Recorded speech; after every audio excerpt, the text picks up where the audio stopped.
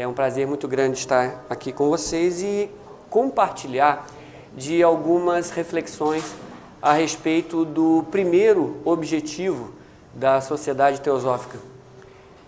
O primeiro objetivo, como consta oficialmente, é formar um núcleo da fraternidade universal, sem distinção de raça, sexo, credo, casta ou cor.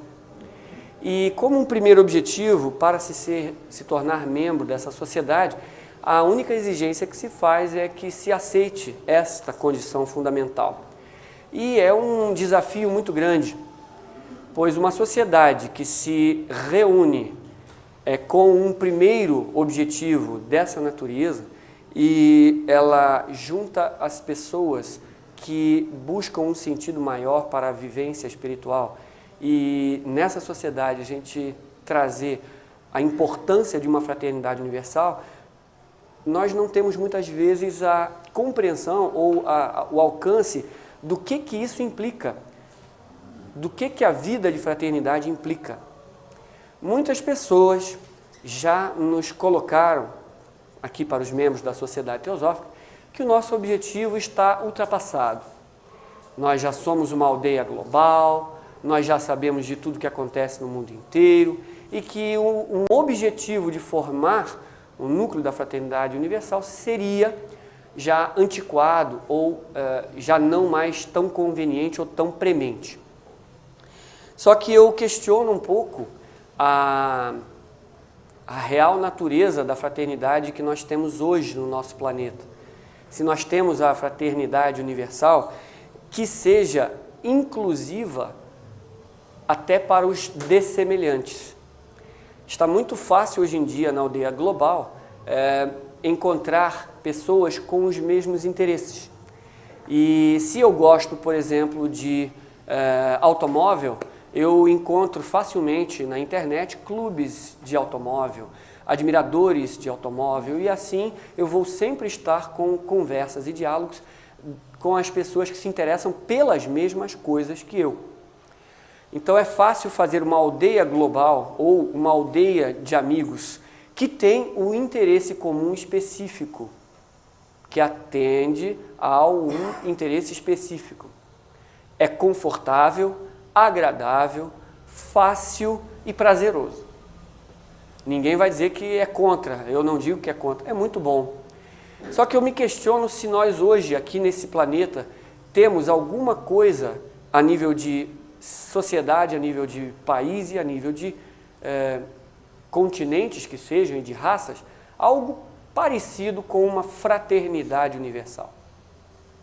É só abrir os jornais e nós veremos que o conflito étnico, o conflito religioso, o conflito racial, o conflito filosófico, o conflito de toda a natureza se faz presente, inclusive com derramamento de sangue. Então os jornais nos mostram que a vivência de uma fraternidade universal ainda está um pouco longe de ser uma realidade para a maioria dos seres humanos. Já é muito difícil para uma minoria, quanto mais para a maioria. Então, um objetivo desse, ele passa a ser de uma necessidade premente, pois a maioria das guerras, a maioria dos conflitos que nós temos e vemos hoje no nosso planeta, advém de uma noção equivocada de o que é ser a família humana, o que é ser a humanidade na face desse planeta. Todos nós estamos coabitando um mesmo lar que vaga pelo espaço em uma órbita e que se desloca numa velocidade espantosa e que, visto de uma posição externa a esse planeta, não existe nenhuma divisão, não existe nenhum país, não existe nenhuma separação entre Ocidente, Oriente, Norte, Sul, primeiro, terceiro mundos, países de tal religião ou de outra religião, de tal filosofia ou outra. Não existe nada disso. Nós somos um planeta, uma humanidade. E por incrível que pareça, quanto mais a ciência progride, mais ela descobre a nossa semelhança, a nossa similitude. os grandes cientistas de ponta que trabalham com o código genético da humanidade, o código genético na natureza, estão nos afirmando hoje que nós temos, junto com os animais, um compartilhamento de acima de 99,8% de todos os genes.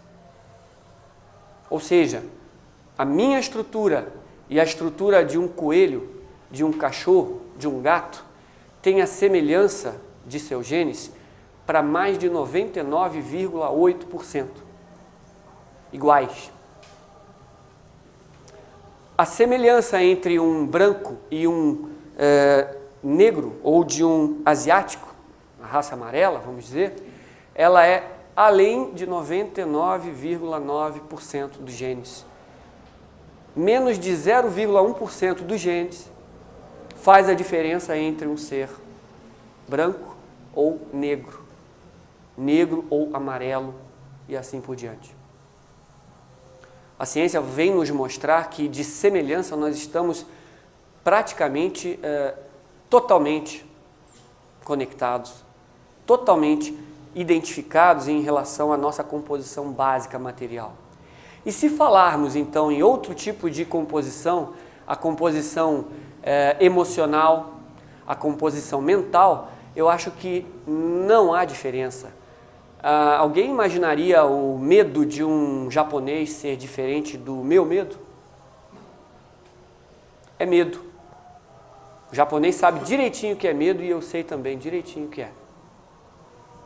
Nós todos sabemos. Não existe diferença entre a emoção medo de qualquer ser que sente medo. Raiva, amor, simpatia, compaixão, todos esses sentimentos são compartilhados pela totalidade da humanidade. Seja um aborígene da Austrália, seja um anglo-saxão e assim por diante.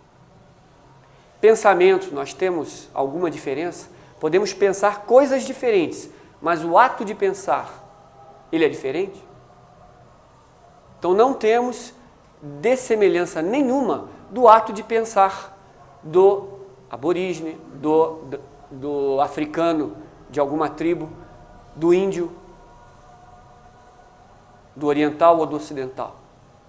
O ato de pensar é idêntico. Nós compartilhamos materialidade mental.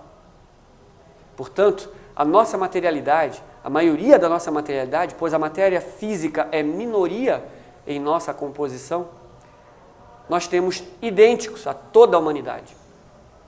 Então a noção de separatividade é uma noção artificialmente criada, conceitual e fabricada pela mente para relações interpessoais, interpaíses, interculturas.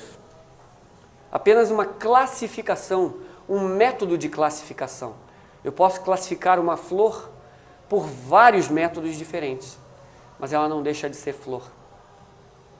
O nosso desafio é encarar a flor como algo sagrado, algo do perfume, algo da beleza, da harmonia, da função sagrada, que é a flor, sem a separatividade que, por exemplo, eu poderia criar classificando-a em família, em espécie, em tipo, em local propício, em clima adequado, assim por diante. E assim para tudo nós criamos diferenciações. Se eu quiser diferenciar a mim da minha esposa, que é uma pessoa da mesma cultura, do mesmo lugar físico, de sexo diferente, eu posso criar várias separações, mentalmente apenas. Se nós não conseguíssemos coabitar com seres tão semelhantes, tão próximos, que convivem com as mesmas materialidades, com as mesmas funções, com as mesmas estruturas, como seria possível a convivência aqui nesse planeta? E de uma forma mais de brincadeira, nós poderíamos dizer que se nós não conseguíssemos conviver com as diferenças, nem o casamento seria possível, pois a minha esposa, atual, a minha esposa real, né, a única que eu tive, ela pensa completamente diferente, coisas completamente diferentes que eu. E se eu não tivesse um mínimo de tentativa de coabitar, de correlacionar, né, com alguém que pensa de coisas diferentes, que tem uma outra visão da vida, como poderia eu fazer um lar sequer? Então o desafio de habitar, coabitar, estar em relação com, ele não vai depender das diferenças que são só aparentes. Ele vai depender da minha atitude em relação às pessoas, às coisas e às ideias. A fraternidade não seria uma coisa a ser construída entre relações, uma coisa a ser fabricada, trabalhada. A fraternidade, na visão espiritual e na visão que se coloca a filosofia esotérica, é um fato inerente à natureza. Não é algo a ser construído, não é algo a ser buscado, é algo a ser reconhecido.